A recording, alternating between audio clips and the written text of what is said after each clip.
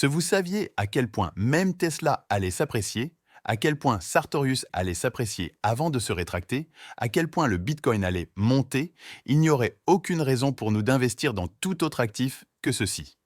En réalité, on ne sait jamais quel sera le prochain grand investissement parce qu'il est tout simplement impossible de viser la cible avec précision. C'est purement une question de supposition que l'on peut parier toutes les jetons sur une seule maison et que cette maison sera gagnante, ce qui fait que nous manquons de bonnes opportunités. Nous devons avoir des actifs, au pluriel, car c'est ainsi que nous pouvons exposer la possibilité que l'un de ces actifs explose. La meilleure stratégie pour trouver le prochain Tesla est d'avoir un portefeuille diversifié. Mais attention à ne pas confondre la diversification avec la dilution. Comment ça? La dilution se produit lorsque nous avons déjà réduit presque tout le risque non systémique de notre portefeuille et que les achats supplémentaires que nous faisons de nouveaux actifs ne sont pas des actifs non corrélés. Ils sont corrélés à un autre actif. Mais comment ça? Risque non systémique, actif non corrélé. Attention, d'abord le risque non systémique. Regardez ce graphique ici, comme vous pouvez le voir. Le risque non systémique diminue à mesure que vous ajoutez des actifs à notre portefeuille, mais qu'est-ce que le risque non systémique en pratique? Sais-tu ce que c'est? C'est le risque qu'il arrive quelque chose de catastrophique à notre portefeuille qui ne serait arrivé que par notre naïveté, notre incapacité à construire un portefeuille diversifié. Vous pouvez voir que dans ce premier moment où nous commençons à ajouter plus d'actifs non corrélés à notre portefeuille, notre risque non systémique diminue, ce qui signifie que nous pouvons maintenir un rendement plus élevé avec un risque moindre.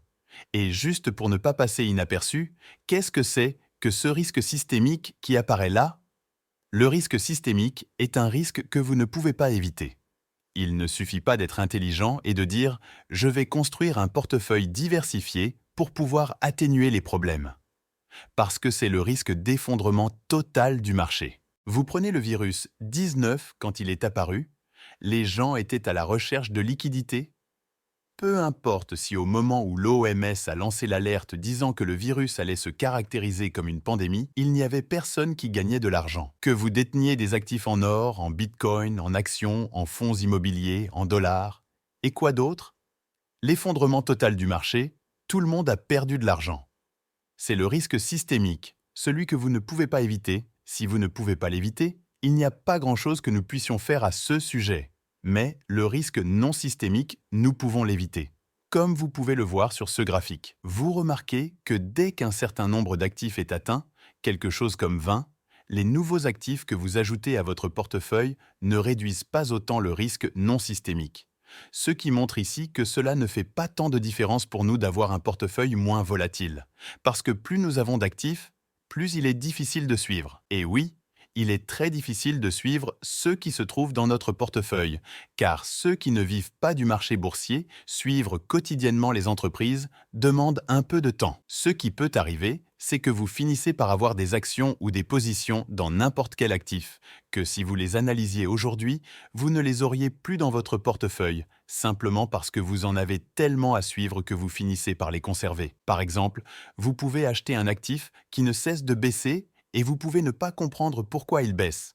Et alors vous pouvez regarder tout l'historique de l'entreprise. C'est une entreprise qui génère du cash, génère du profit, augmente son actif net, a une bonne gestion.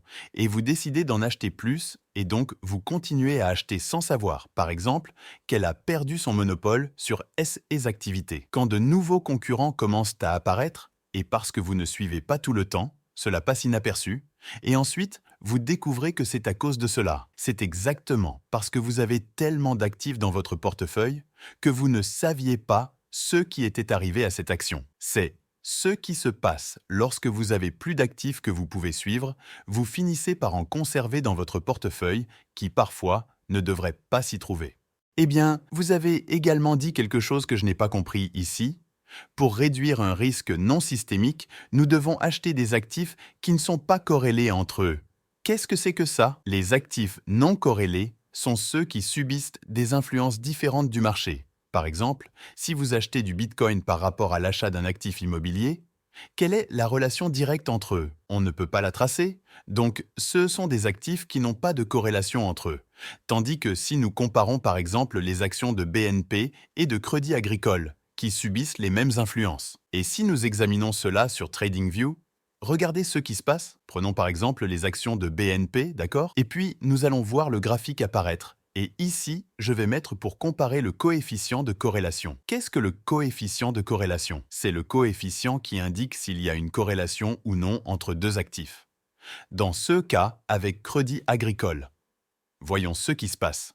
Regarde ça, ce graphique ci-dessous en bleu montre que dans le temps, la corrélation entre BNP et Crédit Agricole reste proche de 0,8 parfois 1 CE, qui signifie que lorsque BNP monte par exemple, Crédit Agricole a aussi tendance à monter dans la même proportion. Donc, s'il subit les mêmes influences du marché, il n'a pas de sens d'ajouter simplement de plus en plus d'actifs à notre portefeuille s'ils sont très corrélés entre eux. Prenons l'exemple de Sartorius avec BNP. Leur relation est de moins 0,53. Ce qui montre justement pourquoi vous devriez avoir un portefeuille de CS type d'actifs. Vous finissez par construire quelque chose qui est décorrélé. Vous comprenez? Ce coefficient de corrélation varie de moins 1 à 1. S'il est plus proche de 1, cela signifie qu'ils sont très corrélés. S'il est plus proche de moins 1, cela signifie que l'actif est inversement proportionnel à l'autre. Ainsi, lorsque l'un monte, l'autre a tendance à baisser ou vice-versa. Et remarquez que j'ai dit tendance et pas nécessairement que ça va baisser ou monter. Vous voulez voir? Comparons ici l'indice CAC 40 avec le dollar par exemple. Je vais tirer ici le taux de change du dollar par rapport à l'euro pour voir ce qui se passe avec ces deux actifs. Regardez, c'est bizarre. Nous voyons que pratiquement tout le temps, il existe une corrélation inversement proportionnelle entre notre indice CAC 40 et le taux de change du dollar. Il a tendance à être négatif ici d'environ 0,7 ou 70%. Ah mais ça n'a pas de sens d'avoir du dollar dans le portefeuille. Regardez, vous n'allez pas avoir de dollars sous le matelas, vous aurez des entreprises qui peuvent aussi se valoriser. C'est pourquoi l'idéal serait que nous comparions ce que vous aurez réellement dans votre portefeuille. C'est-à-dire que vous preniez par exemple le CAC 40 et le S&P 500, dont la relation est plus similaire mais pas identique, ou même le comparer à la bourse brésilienne, l'indice IBOV. Et là, vous verrez déjà que dans ce cas, il n'y a pas non plus de modèle très fort, ce qui permet justement de pouvoir maintenir une rentabilité positive. Même si vous investissez dans des actifs libellés en dollars ou dans d'autres devises, ce qui vous permet de construire un portefeuille décorrélé en investissant dans des actifs étrangers et de maintenir une certaine rentabilité. D'ailleurs, pour ceux qui veulent l'utiliser, TradingView est gratuit. Vous avez remarqué que de nombreux investisseurs finissent par acheter des actions très corrélées les unes aux autres, ce qui ne fait que nuire à la relation risque-rendement. Regardez ce graphique ici tiré du livre Principes du Ray Dalio, qui est l'un des plus grands investisseurs de tous les temps. Il a l'un des plus grands fonds d'investissement. Il montre que plus votre portefeuille est décorrélé, non seulement vous avez une volatilité plus faible, mais vous avez aussi les rendements les plus élevés parce que vous pouvez naviguer sans problème pendant les périodes qui sont influencées par différentes choses.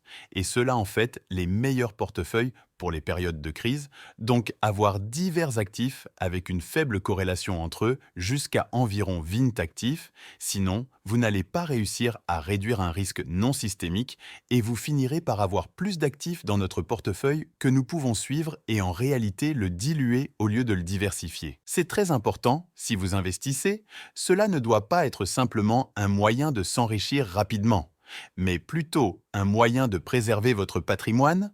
C'est pourquoi, si nous sommes insatisfaits de la vitesse à laquelle notre patrimoine grandit pour une raison quelconque, il est plus important de se concentrer sur l'augmentation de l'apport que de chercher à obtenir des rendements exceptionnels qui parfois nécessiteraient de prendre des risques énormes. Alors, faites attention à cela, la stratégie sur la manière dont nous investissons avec peu ou beaucoup de patrimoine est la même, elle ne change pas. Les fonds d'investissement qui sont capitalisés à 100 milliards de dollars finissent par utiliser les mêmes stratégies, y compris Ray Dalio lui-même, a un fonds appelé All Weather, qui suit les principes que j'ai évoqués ici sur un portefeuille décorrélé capable de traverser toutes les périodes, d'où le nom All Weather, toutes les saisons.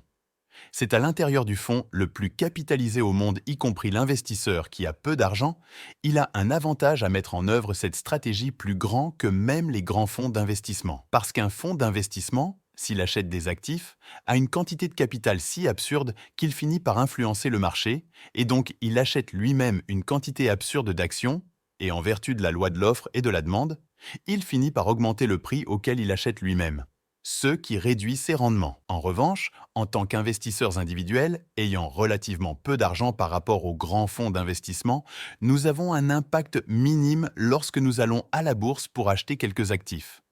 Cela n'affecte guère les prix. Autrement dit, nous pouvons nous permettre de commencer à diversifier notre portefeuille alors que nous avons peu de patrimoine pour cela, car c'est la stratégie gagnante, rechercher des actifs non corrélés entre eux pour réduire la volatilité de notre portefeuille tout en augmentant les rendements au fil du temps. Si vous faites ça, vous utilisez déjà une stratégie gagnante. C'est pourquoi l'accent doit être davantage mis sur l'augmentation de l'apport, que ce soit par le biais de la hausse des revenus ou de la réduction de votre coût de vie, plutôt que de chercher une formule magique pour s'enrichir de plus en plus rapidement. À bientôt!